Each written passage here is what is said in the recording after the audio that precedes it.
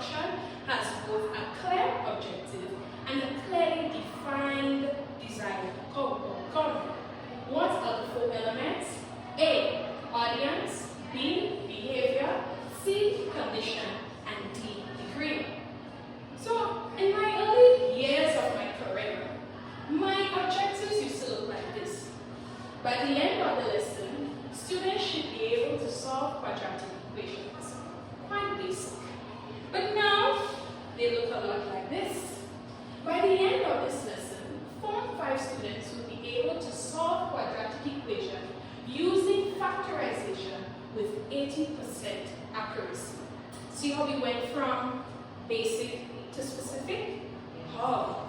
Using the ABC model. To do so, firstly, I stated my audience. Who am I teaching? I am teaching my Form 5 students. Why is this important? Can you remember quadratic equations from secondary school? Usually it's a topic that is done at a higher level. But could you imagine if I had to teach that to Form 2s? That means my lesson plan will look completely different. So that is why you need to ensure you know your audience in order for you to tailor your lesson plan to meet your students' specific abilities and prior knowledge. Make sense? Secondly, I identified the behavior. What should the students be able to do at the end of the lesson? Here, they have to solve. Something you need to take into consideration is that when you're stating your behavior, they must be measurable. Meaning that you should be able to see, okay, this student could do X, Y, and Z amount of equations. Why? This allows clarity for both you and the students in terms of their expectations.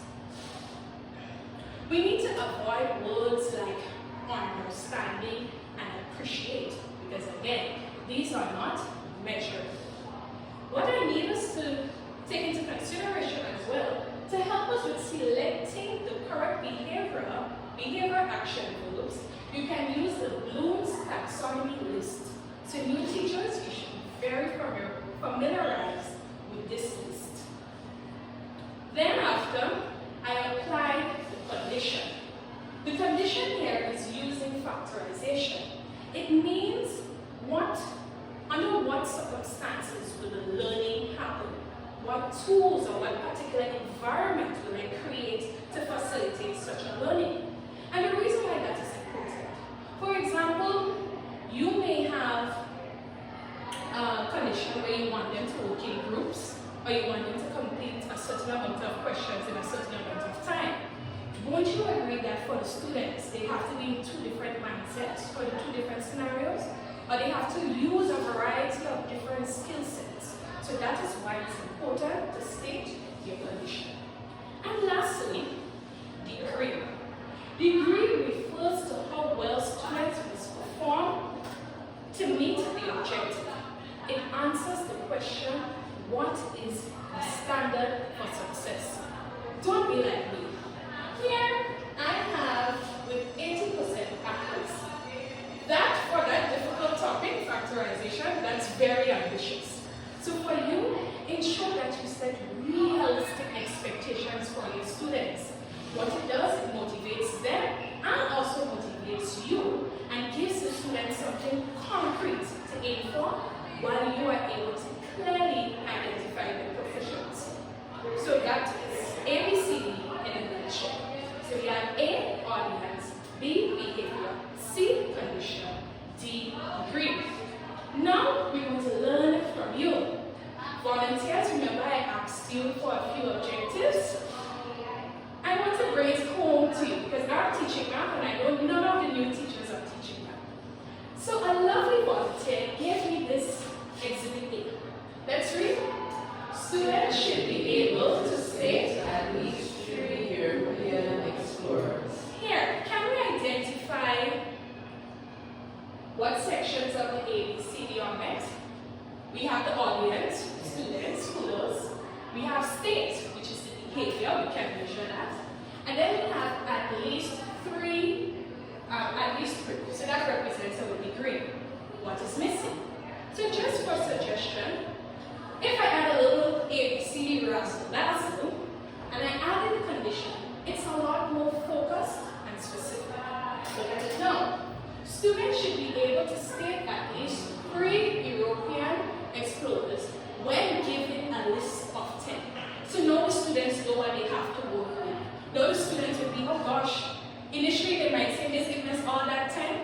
now they'll feel more motivated that they only have to know at least 3 out of the 10. So that condition allows you to be more focused and clear. We have another example. Let's read. Students should be able to differentiate between transitive and intransitive verbs. Good thing I don't teach English because I had to go and research what these words are. But this teacher was able to identify her audience and also her behavior. Let's give her a little advice in terms of the C and the D. So I came up with students should be able to differentiate between transitive and intransitive verbs when provided with a list of 10 examples. And then they're able to correctly differentiate with at least 80% accuracy. So here we have an objective that is measurable, one that includes a clear condition and degree of performance, ensuring that it's easy to assess. And lastly, and that teacher is not here, she was able to knock it out of the park with this one. We have, at the end of the lesson, students should be able to describe themselves using verbs. French teacher, help me. Yes, and more. Oh, lovely. With minimal errors. So here she covered her base. Here we know exactly who the audience, the behavior, the environment, what she actually wants them to use, and the degree. So kudos to Miss St. Louis who's not here. So this is the ABCD method. I hope I was able to demonstrate it and really bring it home to our new teachers here. So remember, in conclusion, that this method is just not a tool. It is a transformative approach to creating learning objectives that truly resonate with the students by ensuring our objectives are audience-centered, behavior-focused, condition-specified, and degree measured. When they follow this criteria, we empower our students to navigate the learning journeys with clarity and purpose.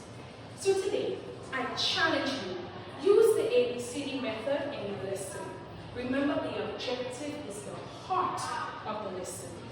So, let your objectives flow from your heart, watch as they inspire, lead your students to achieve greatness. Thank you for being a part of this journey.